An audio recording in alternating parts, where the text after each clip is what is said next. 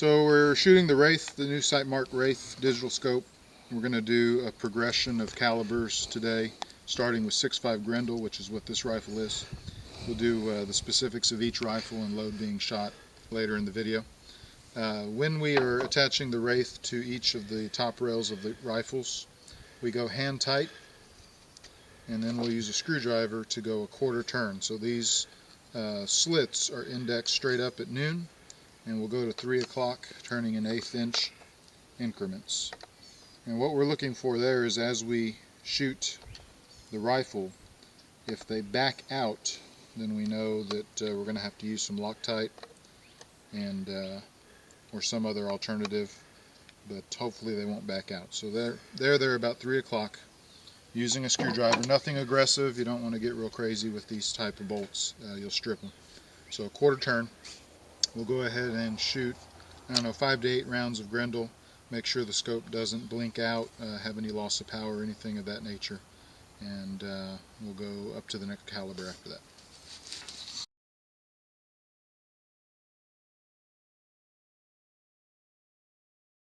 We're going to send 3 rounds, 6.5 Grendel.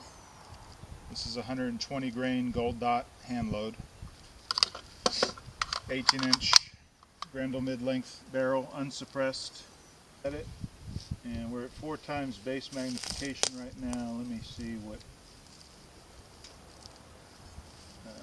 2 times looks pretty good for. 3 times doesn't look bad either. I'm going to shoot this at 3 times magnification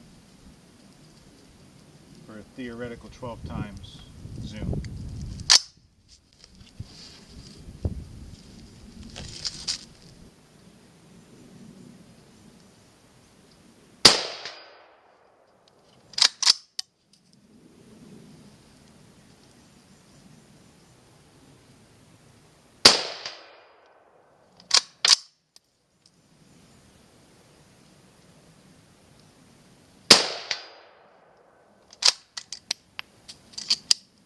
Alright, so the Sightmark Wraith passes with flying colors with 6.5 Grendel.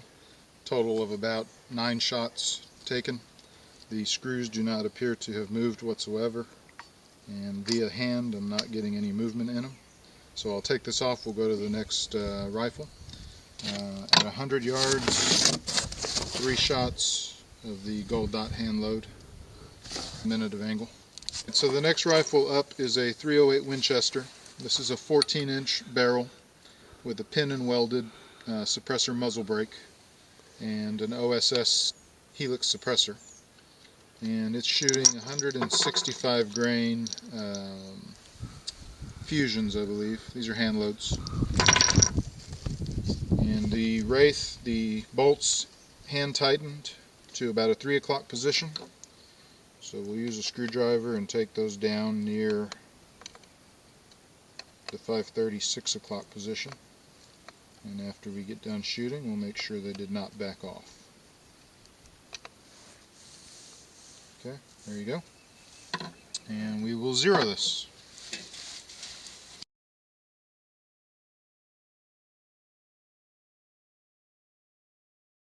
We're at 100 yards, suppressed 308, 165 grain hand loads. We're going to shoot 7. This will give a good indication of how well I can stay on target with the recoil and how the scope manages all that.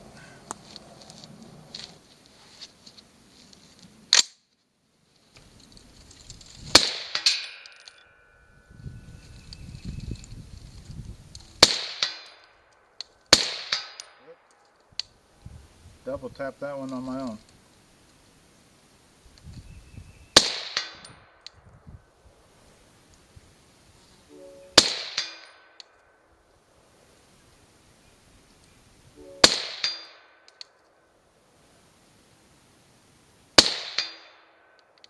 Empty.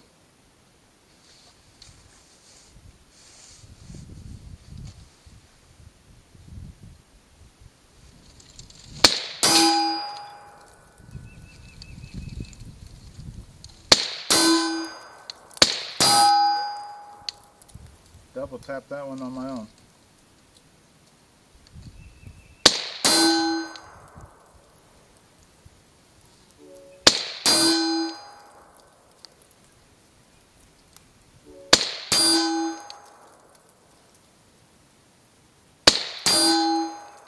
Empty. Alright, so we sent 7 shots down at 100, about 11 shots overall, 308 suppressed. No issues with the scope's visual or power, and the mount knobs are where we put them and cannot be moved by hand, so doesn't seem to be loosening at 308 Winchester. Alright, put the Wraith on a 338 Federal, I think it's an 18-inch barrel, mid-length gas.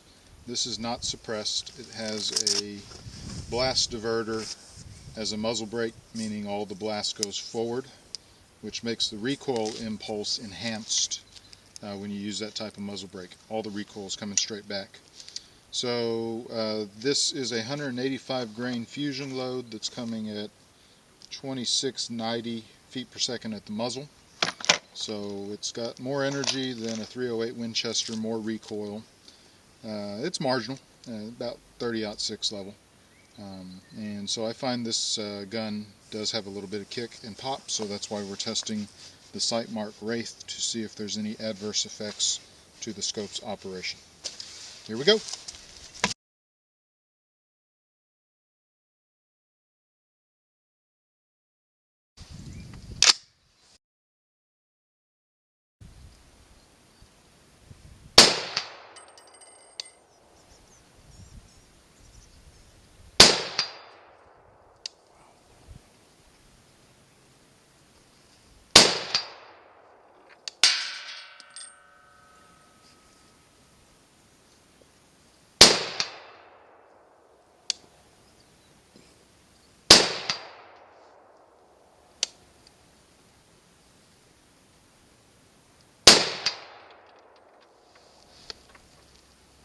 No flickers, no flutters, strong power, strong image, no problem.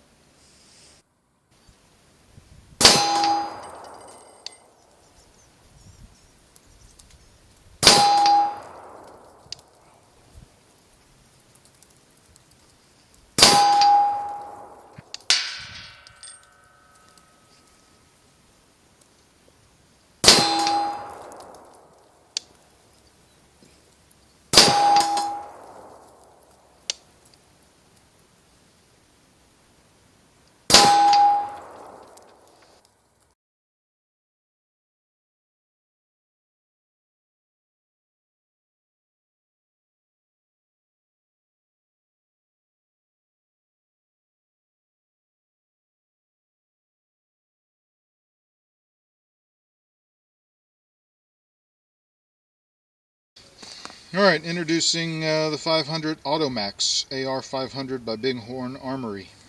These are new within the last year to the market. It is an AR-10 receiver set and BCG modified to take AR-15 magazines and shoot a cartridge that comes from the 500 Smith & Wesson. We're going to use Underwood ammo, 350 grain XTP jacketed hollow point, so that's 350 grains going at 2300 feet per second. This has a energy over 4,000 foot-pounds. So this is supposedly the hardest hitting 50 caliber in an AR-15 magazine hybrid type style design, and we're going to see if the Wraith likes it. Again, the Wraith is on paper published as a max of 308 Winchester, so please do not try this on your own if you expect warranty service or anything like that. I'm going out on my own on this. It's just something I've got to know, and I would rather beat up a digital optic than a thermal optic, so that's why I'm testing this out for myself. If the Wraith and the 500 AR like each other, then this setup will be a backup night setup for lone boars out in field. So we're at 5:30, we're going to go to about 7 o'clock. I'm glad I checked that. Don't want to catch a scope in the face. Again, you don't have to get overly aggressive on the torque here. About a quarter revolution should do it. Now testing hand tight. We're good. Alright, let's do it.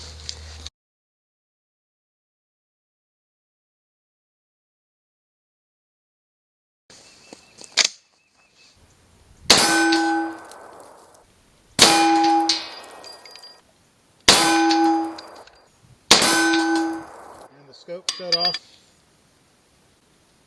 Try hard reboot? Or try reboot? It rebooted. You did reboot? It did reboot. Recording is off. So